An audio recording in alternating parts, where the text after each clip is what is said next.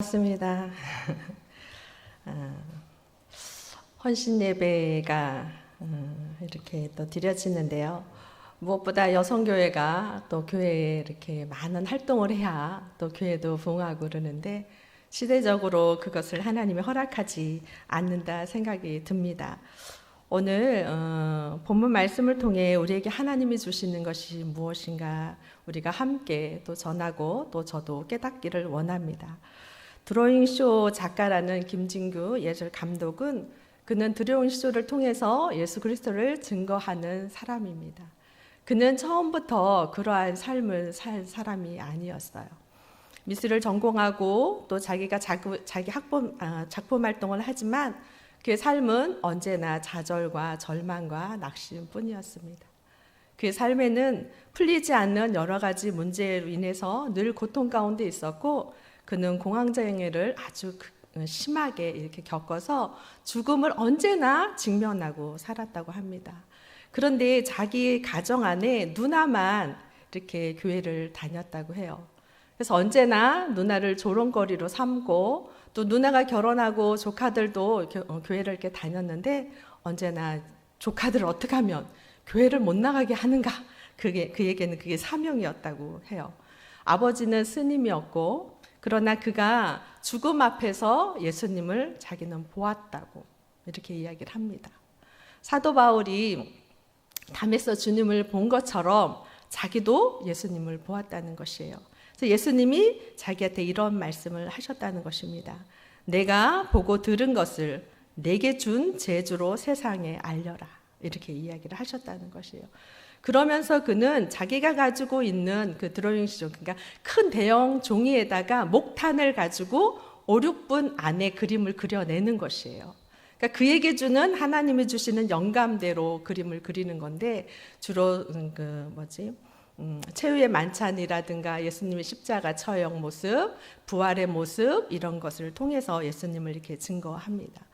그는 이 얘기를 해요. 드로잉쇼는 그 작가가 예수님이시다. 창시자가 예수님이시다. 이렇게 이야기를 하면서 그는 이런 얘기를 합니다. 한번 죽어보니까 돈도 가족도 건강도 잃어버리고 밑바닥에 가보니 하나님을 만나게 되었습니다. 가장 힘든 그 상황 속에 주님이 본인에게 이렇게 얘기했다는 거예요. 낙엽처럼 물 위에 떠있는 낙엽처럼 너는 살아라. 낙엽은 언제나 하늘을 바라본다는 것이에요. 자기 의지로, 자기 능력으로 무엇인가 할 수 있는 그런 존재가 아니라는 거죠. 그러나 낙엽은 언제나 하늘을 보고 있다는 것이에요. 가다가 장애물이 걸려서 있으면 또 다른 물줄기가 와서 그가 낙엽이 흘러갈 수 있도록 한 것처럼 너의 인생을 그렇게 하나님 앞에 맡기고 살아라. 그러니까 그는 어땠어요? 하나님으로부터 소명을 받았고 사명을 받은 것이죠. 그러니까 하나님으로부터 부름받고 자기가 가진 그 재주를 통해서 하나님 앞에 사명을 부여받았습니다. 그럼 이 예화가 본문 말씀하고 무슨 의미가 있는가? 우리가 한번 생각해 봐야 되지 않을까요? 오늘 본문에는 한 가정의 이야기하고 있습니다. 누구냐면 엘가나의 가정을 이야기하고 있습니다. 이 엘가나의 가정은 분인나랑 한나랑 두 아내를 둔 가정의 남자예요. 근데 이 남자는 어떤 남자냐 하면 네이지파의 가문입니다. 네이지파의. 여기 이제 사무엘상에서는 기록이 되어 있지만 않지만 역대상에서는 기록이 되어 있어요. 네이지파라고. 네이지파지만 이 사무엘상이 기록된 이 시대적인 배경에는 사사기 끝 말 무렵에 이게 기록이 된 것입니다. 사사기는 어떤 시대죠? 정치적으로나 종교적으로나 사회적으로나 매우 혼란하고 혼탁한 사회입니다. 그때는 네이지파, 하나님 앞에 구별된 지파마저도 타락된 삶을 사는 그런 시대였어요. 그런데 오늘 엘가나라는 이 가정을 통해 하나님이 우리에게 말씀하시는 것이 무엇일까요? 오늘 저는 많은 이야기보단 한 여인에게 초점을 맞추고 있습니다. 한나라는 여인. 왜 하나님은 네이지파에 엘가나를 부르지 않고 한나에게 하나님은 초점을 맞췄을까요? 저는 그 여인에게 하나님이 이렇게 이야기를 합니다. 하나님이 그 여인에게 고통을 주셨어요. 8절에 우리 한번 같이 읽어볼까요? 8절. 그의 남편 엘가나가 그에게 이르되 한나야 어찌하여 울며 어찌하여 먹지 아니하며 어찌하여 그대의 마음이 슬프냐. 내가 그대에게 10아들보다 낫지 아니하냐 하니라. 그러니까 엘가나가 보기는 이 한나가 너무 안타까운 거예요. 내가 사랑을 주고 정성을 주고 온 힘을 다하지만 이 여인의 마음 가운데는 무엇이 있었어요? 슬픔이 있었어요. 언제나 그 여인은 남편이 바라보는 관점에서 언제나 좌절과 낙심과 낭만과 슬픔 가운데 이 여인은 있었어요. 그러니까 엘가나는 하는 얘기예요. 내가 10아들보다 낫지 아니하냐? 내가 너에게 모든 걸 다 주는데 너는 왜 안 행복해? 이 얘기인 거죠. 그런데 그 이유를 오늘 본문에서는 이렇게 이야기를 합니다. 5절 한번 읽어볼까요? 5절. 한나에게는 갑절해 주니 이는 그를 사랑함이라. 그러나 여호와께서 그에게 임신하지 못하게 하시니. 뭐예요? 그 여인의 슬픔, 그 여인의 좌절은 어디서부터 시작되었냐면 가정의 문제보다는 어디죠? 주권자 하나님으로부터 이 여인은 고난이 시작된 것이에요. 그러니 인간의 힘으로 모든 걸 다 주어도 이 여인에는 만족이 없습니다. 한나에게는 많은 물질도 그 여인을 행복하게 할 수 없고 남편의 극진한 사랑도 그 여인을 행복하게 할 수가 없어요. 왜냐하면 그러나의 그 이유가 있는 것입니다. 여호와께서 그에게 임신하지 못하겠다는 것이에요. 다른 사람이 다 가지고 있는 내가 가장 사랑하는 남편 사이에 자녀가 없는 것이에요. 자녀가 없는 그 고난도 괴롭고 힘이 든데 어떻게 했어요? 6절 한번 볼까요? 6절. 여호와께서 그에게 임신하지 못하게 하심으로 그의 적수 분인나가 그를 심히 격분하게 하여 괴롭게 하더라. 하나님이 주신 하나님의 태를 이 여기서 보면 임신하지 못하겠다. 이 여기 언어에서는 자궁을 막았다. 이렇게 하는 거예요. 남편과의 극진한 사랑을 나누지만 하나님이 잉태할 수 없는 조건을 그 여인에게 만들어 놓았다는 것이에요. 이 여인에게 하나님은 초점이 가 있는 것이에요. 때로는 우리가 인생 안에 내가 모든 것이 만족한데 왜 이리 행복하지 않은가? 내가 왜 이리 만족하지 않은가? 그것은 그곳에 하나님의 뜻, 하나님의 계획, 하나님의 섭리가 있기 때문이에요. 왜 하나님께서는 사사기, 이 말기에, 이 가정에 하나님이 초점을 주시면서 엘가나라는 경건한 남편에게 관심을 두고 사명을 두지 않고 왜 하찮은 여인에게 하나님은 초점을 두셨을까요?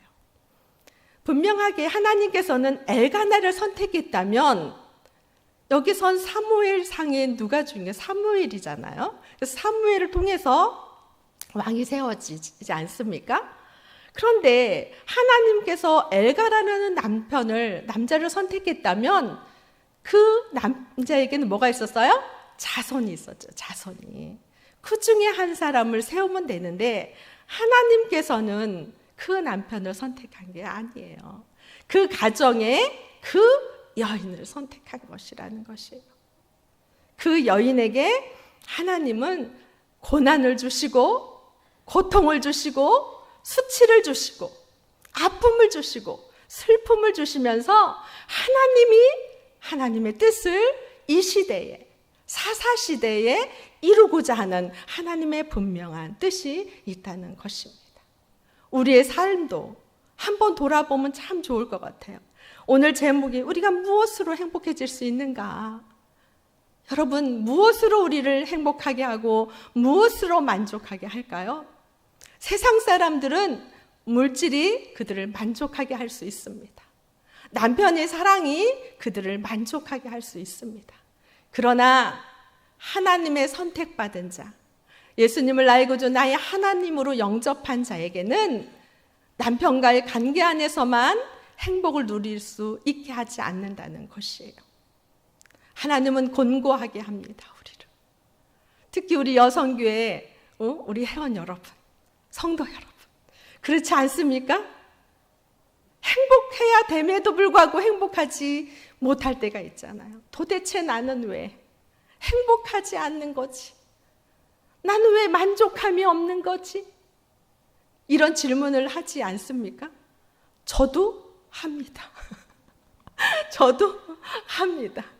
그런데 내가 행복하지 않고 만족하지 않을 때는 뭐냐면 저에게 주신 하나님의 사명을 느슨해졌을 때, 그때 제가 그걸 느끼더라고요. 여자야 어찌하여 네가 슬퍼하느냐? 네가 어찌하여 그렇게 곤고해하느냐? 네가 어찌하여 그렇게 만족을 못하느냐? 이것이 어쩌면 한나에게만 주는 소리가 아니라 우리에게 주시는 소리일 수 있습니다. 하나님이 네가 왜 슬퍼하고 있어? 네가 왜 아파하고 있어? 네가 왜 그 고통 가운데 그러고 있어? 하나님이 그럴 수 있어요. 하나님은 무엇을 원하는 것일까요? 그 자리에 슬퍼하고 울고 있고 애통해 있고 누군가에게 원망하기를 하나님은 원하지 않는다는 것이에요. 너에게 대가 있잖아. 하나님은 한나에게 그것을 말씀하시는 거예요. 네가 매년 남편을 따라, 네가 매년 남편을 따라 실로에 가서 제사를 드리고 예물을 드리고 감사함을 하면서 너는 그곳에서 나를 만났니? 이 성경에는 그렇게 있지 않지만 늘 그렇게 네가 남편을 따라가지만 내가 너를 향해 있는 비전, 너를 향해 있는 하나님의 나라에 분명한 사명이 있다는 걸 너 알고 있어? 한나에게는 하나님이 분명하게 말할 수 없는 수치감을 그에게 부여한 것입니다. 이것이 꼭 여자에게만 이런 것일까요? 그렇지 않다고 봅니다. 우리가 나의 잘못도 없이 어떤 고통의 자리, 어떤 수치의 자리, 내가 그곳에 놓여 있다면 그것은 그 자리에서 하나님이 너 나에게 와봐. 내가 너를 향한 뜻이 있단다. 너를 향한 비전이 있어. 이 얘기라고 저는 믿습니다. 오늘 한나가 그렇게 울며 힘들어할 때 그는 어떻게 했냐면 실로에서 먹고 마신 후에 어떻게 했어요? 성전으로 나아갑니다.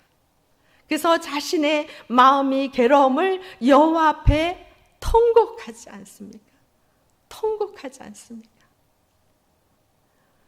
하나님이 우리에게 주신 비전과 그 사명, 그 소명을 받을 수 있고 그 부르심을 듣고 그 사명을 받을 수 있는 것은 고난 가운데 고난으로 주저앉아 있는 것이 아니에요.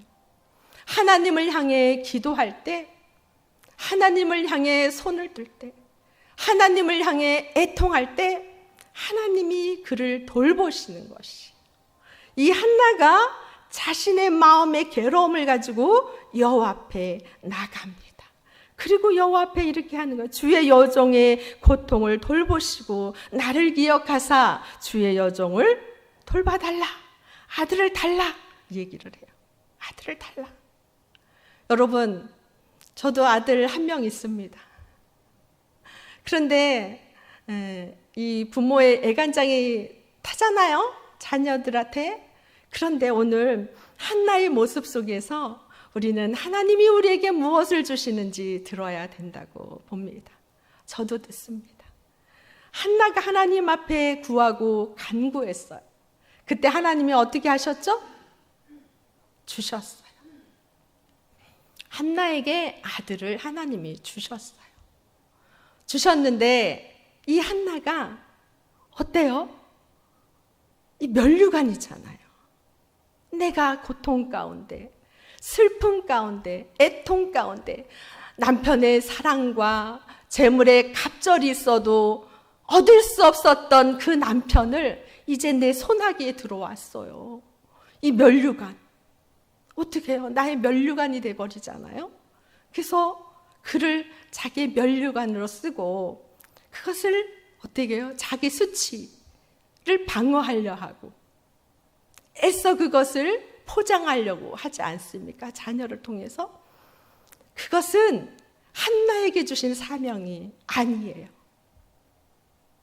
한나에게 주신 사명은 사무엘을 잉태하게 한 것이고 사무엘을 낳아서 사무엘을 전적으로 하나님 앞에 드리는 것이 한나의 고통 가운데 주신 하나님의 사명이었습니다.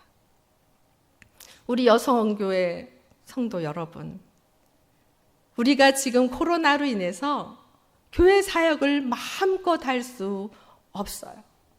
그러나 우리의 각자의 삶의 자리 안에는 하나님이 주신 사명이 있다는 것이에요. 가정도 사명이에요. 가정이 나를 너무 고통스럽게 하고 우리의 관계가 너무 고통스러울 수 있어요. 그러나 그 가운데 그 고통을 나의 힘, 나의 능력, 나의 힘으로는 그걸 해결할 수 없습니다. 그것을 어떻게 하나님 앞에 가지고 나와야 돼요. 한나처럼.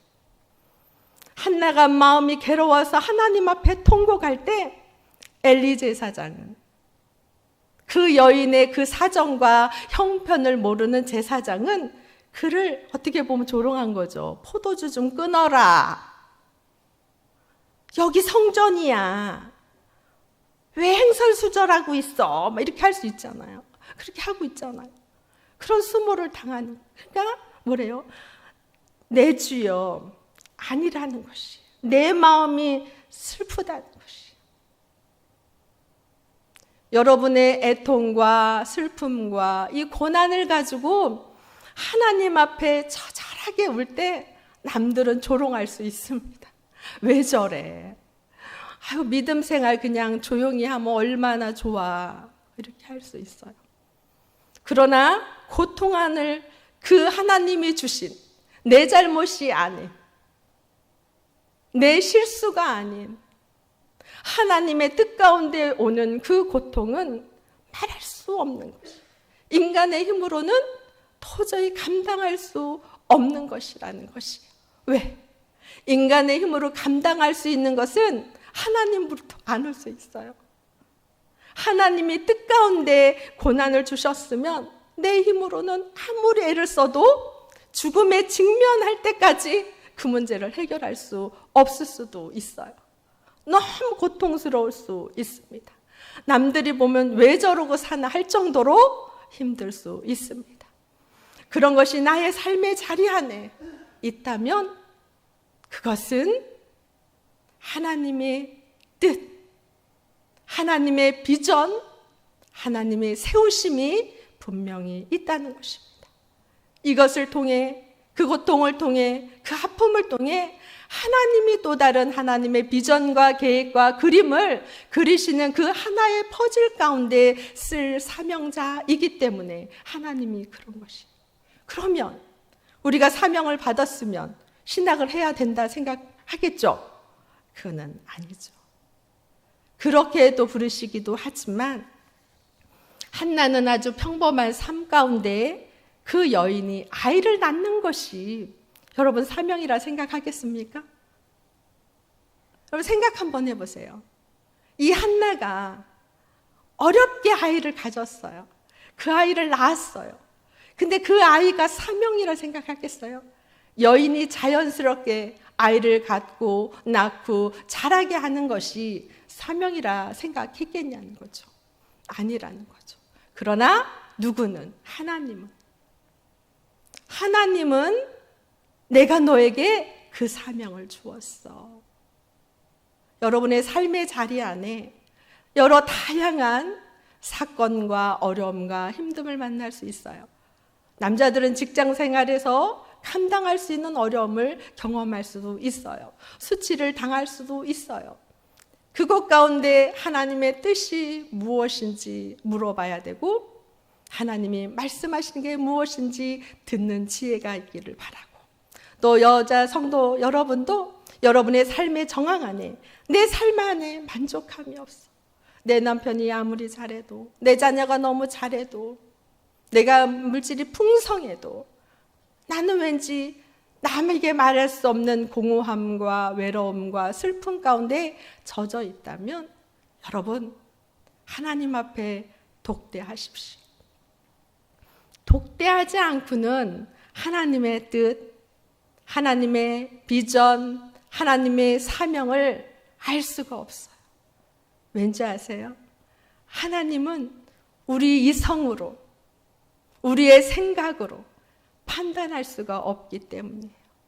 여러분이 기도할 때 우리는 육뿐만 아니라 그 안에 예수 그리스도의 영, 성령이 함께 하시기 때문에 성령은 하나님의 뜻을 안다고 했어요. 그렇기 때문에 고난이 있을 때 기도해야 하나님의 뜻, 하나님의 비전, 하나님의 계획을 아는 것이, 내가 나이가 아무리 많다 하더라도 하나님은 쓰셔요. 하나님은 일하셔요. 내가 어느 곳에 쓰일지 우리는 알지 못하지만, 여러분이 말할 수 없는, 남에게 말하기도 조차 하기 싫은 그런 심리적인 고통과 아픔과 가정사나 여러 가지가 있다면 단둘이 하나님 앞에 씨름하세요. 약복강의 야곱이 약복강에서 비로소 이스라엘이라는 축복을 그때 비로소 받았어요. 육신으로 자기의 힘듦, 애씀으로는 온갖 고난을 다 겪습니다. 나이가 많이 먹어서 세상의 온갖 고난을 다 겪고 난 다음에 그가 죽음 앞에서 씨름하며 네 이름을 이스라엘아, 하나님이 영적인 축복의 이름을 바꿔준 것처럼 여러분의 삶의 자리 안에 그 고난은 기도를 통해 하나님의 소명, 하나님의 부르심에 그 가운데 하나님의 뜻, 사명이 있다는 것이. 오늘 한나가, 이 한나라는 여인은 하나님 앞에 구했는데 하나님께서 어떻게 했어요? 엘리 제사장을 통해 그가 위로를 받습니다. 18절에 이런 얘기가 있어요. 이르되 당신이 여종이 당신께 은혜를 입기를 원하나이다 하고 가서 먹고 얼굴에 어때요? 다시 근심의 빛이 없었다, 이렇게 얘기를 했어요. 우리가 하나님과 독대했을 때 하나님이 나에게 주시는 어떤 분명한 뜻을 깨달았다면 근심하지 마세요. 하나님 앞에 맡기세요. 그리고 하늘을 바라보세요. 근심이 들어올 때 또다시 맡기세요. 그리고 또 하나님을 바라보세요. 슬픔이 들어올 때 또 맡기세요. 그리고 하늘을 바라보세요. 이렇게 하다 보면 하나님이 그것을, 그 사명, 그것을 다 감당할 수 있는 능력을 우리에게 허락하십니다. 여러분, 인생 안에 저도 중년을 이렇게 막 넘어서고 있지만 만만하지 않다, 이런 생각을 합니다. 노년에 계신 분들 또한 얼마나 인생이 만만하지 않겠습니까? 그러나 우리의 인생은 온전하게 하나님 앞에 맡겨질 때 참 평안함이 있는 거예요. 이 한나라는 여인이, 슬픔과 근심이 있었던 여인이 하나님 앞에 맡기고 근심의 빛이 없었더라, 이렇게 얘기를 해요. 근심의 빛이 없다는 것이에요. 그런데 그렇게 했더니 하나님께서 어떻게 했어요? 그 여인에게 엘가나와 동침하며, 여전히 똑같이 동침했겠죠.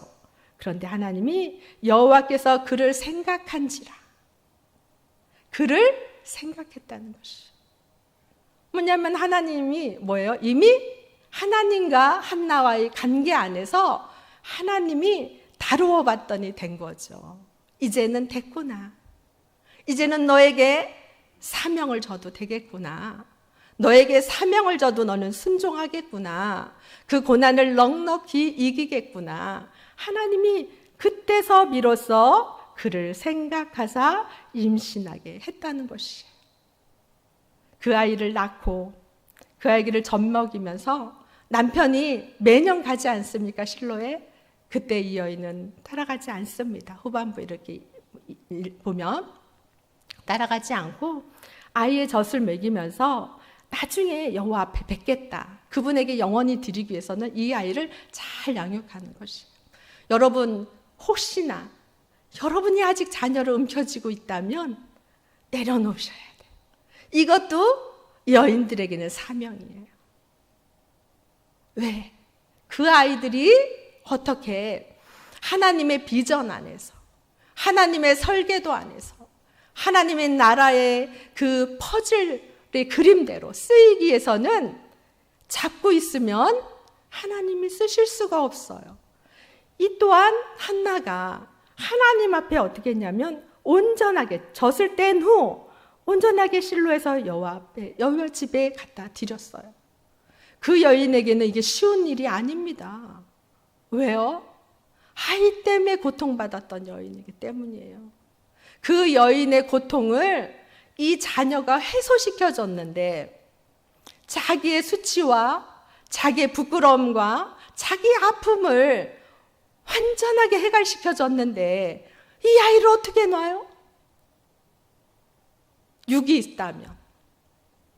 그러나 한나는 하나님과 관계 안에서 내가 하나님이 저에게 아들을 주시면 삭도도 되지 않고 온전하게 하나님 앞에 드리겠다고 어떻게 했어요? 서원했어요.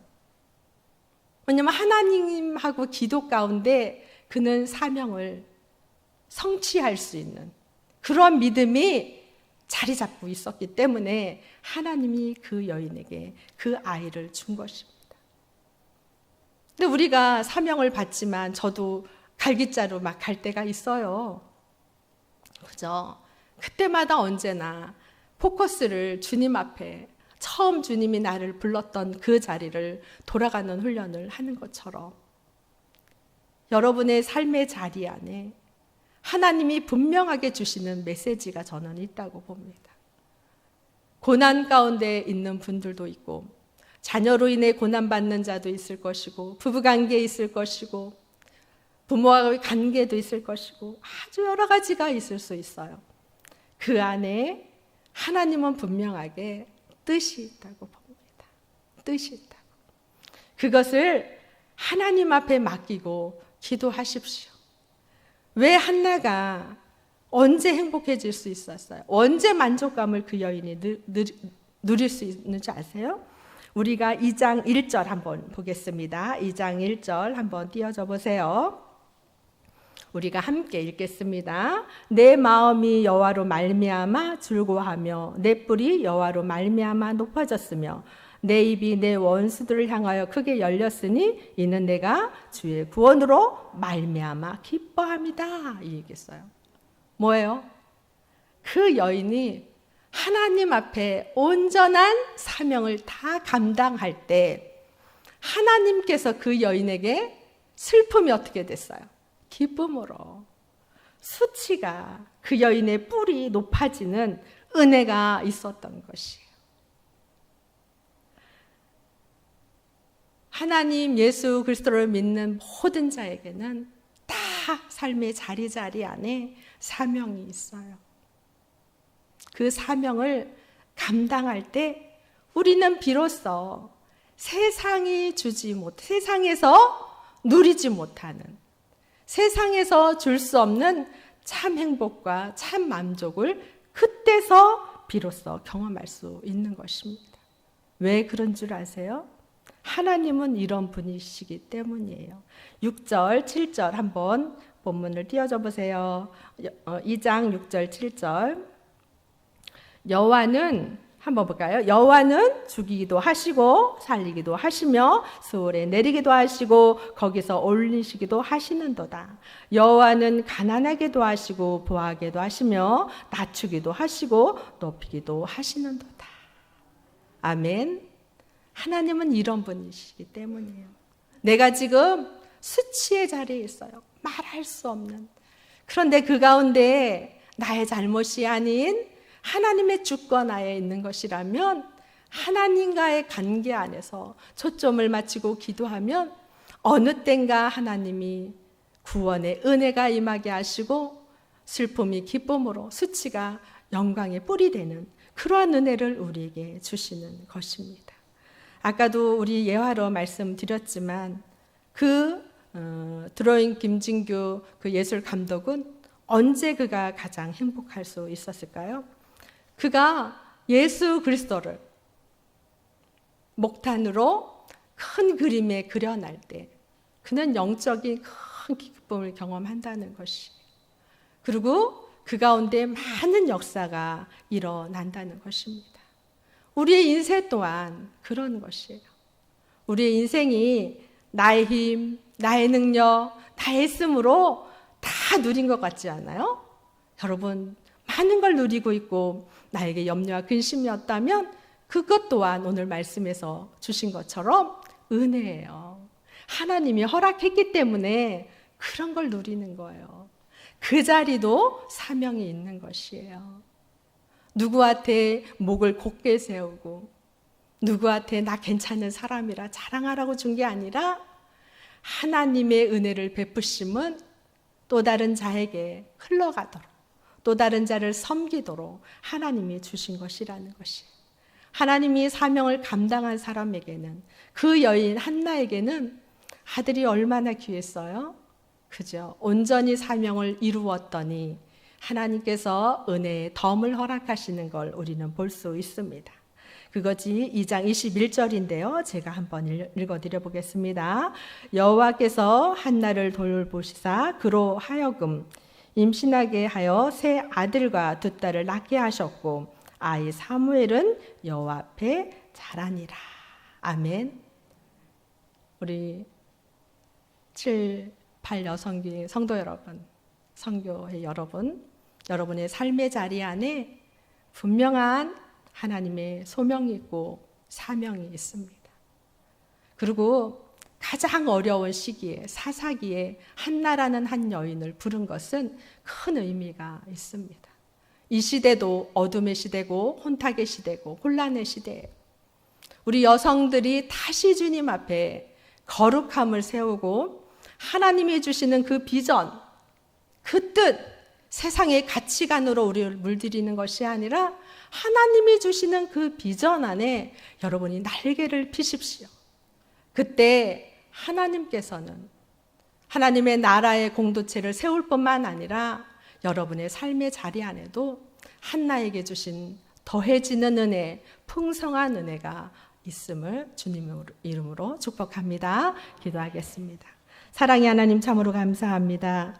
오늘 한나를 통해 하나님이 말씀해 주셨습니다. 우리의 슬픔, 우리의 고통, 아픔은 하나님이 때로는 하나님이 주신 사명 때문임을 깨닫습니다. 한나가 행복해질 수 있었던 것, 한나가 기쁨 가운데 하나님 앞에 영광을 드릴 수 있었던 것은 그 여인이 온전히 사명을 감당했기 때문임을 오늘 말씀을 통해 깨닫습니다. 우리 7.8 여성교회 회원뿐만 아니라 우리 성도들 또한 하나님이 주신 사명 잘 감당할 수 있도록 주께서 도우시고 인도해 주실 걸 믿고 감사하며 예수 그리스도의 이름으로 기도드리옵나이다. 아멘.